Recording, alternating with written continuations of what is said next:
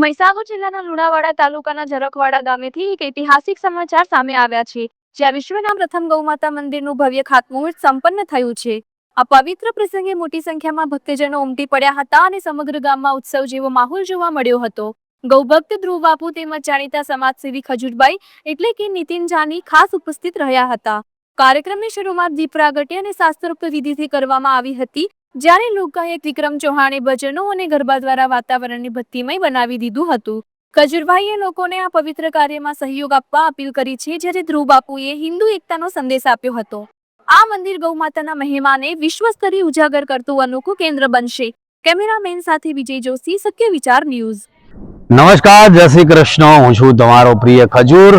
મહીસાગર જિલ્લાનું ઝરખવાડા ગામ છે, જ્યાં ધ્રુવ બાપુ સરસ, આમ તો તમે વૃદ્ધાશ્રમની સેવા કરો, તમે બાળકોની સેવા કરો, પણ જ્યારે ગાયની સેવા કોઈ વ્યક્તિ કરતો એટલે મારો પહેલા નંબર પર, મતલબ મારી પહેલી પ્રાયોરિટી અને મારો પહેલો પ્રિય વ્યક્તિ બની જાય છે। કારણ કે જે ગાયનું ન હોય ને એ કોઈનું ન હોય। અને ધ્રુવ બાપુ આજે ગાય માતા માટે વિશ્વનું સૌથી મોટું મંદિર બનાવવા જઈ રહ્યા છે। આમ તો ગાયને આપણી કુળદેવી તરીકે આપણે પૂજવા જોઈએ, કારણ કે ગાયમાં શું નથી, હું તો હરેક વ્યક્તિને કહું છું કે ગાયે આપણે શું નથી આપ્યું।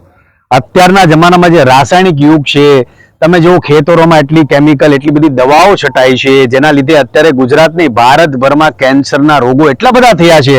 તો એ ગા કેટલી ભોળી છે, ગાય માતા કેટલી ભોળી છે કે ભાઈ તમે ચિંતા કરો માં, તમે મારી બનેલી કોઈ પણ વસ્તુ તમારા ખેતરમાં છાંટશો તો હું ધાન ઉગાવીશ અને ખેડૂતોને તમામ પ્રકારની મદદ કરીશ। એટલે ડગલે ને પગલે જીવનમાં આપણે તો માનવી છીએ, માણસ માત્ર ભૂલને પાત્ર, આપણે કોઈ પણ ભૂલ કરતા હોય એટલે ગાય ડગલે ને પગલે આપણી હારે ઊભી હોય કે ભાઈ તમે ચિંતા કરો માં, હું બેઠી છું। અને એ ગાય માટે, એ ગાય માતા માટે આપણા ધ્રુવ બાપુ ગાય માતાનું મંદિર બનાવી રહ્યા છે। તો તમામ મારે 18 વર્ણને કહેવાનું કે ધ્રુવ બાપુને પ્રેમ આપો, સપોર્ટ આપો। આ અલખની ધજા લઈને બાપુ નીકળ્યા છે, તો આપણી માણસ માત્રની ફરજમાં આવે છે કે ધ્રુવ બાપુને આપણે સપોર્ટ કરીએ, પ્રેમ આપીએ અને ગાય માતાનું મંદિર બને। તમામ જેટલા મહીસાગર જિલ્લાના તમામ ગામોને કહું છું કે તમારી અને મારી ફરજમાં આવે છે કે આપણે બાપુને પ્રેમ આપીએ, સપોર્ટ આપીએ અને એમની સાથે ઊભા રહીએ। ગૌમાતા સિયારામ, આજે આપણે મહીસાગર જિલ્લાની પાવન ભૂમિમાં જે મારું લક્ષ્ય હતું આપણે કે 108 નામાવલીથી ગૌમાતાનું અભિષેક, ગૌ મંદિર અને મારા સર્વ હિન્દુની એકતા થાય। જેમ કે આપણો હિન્દુ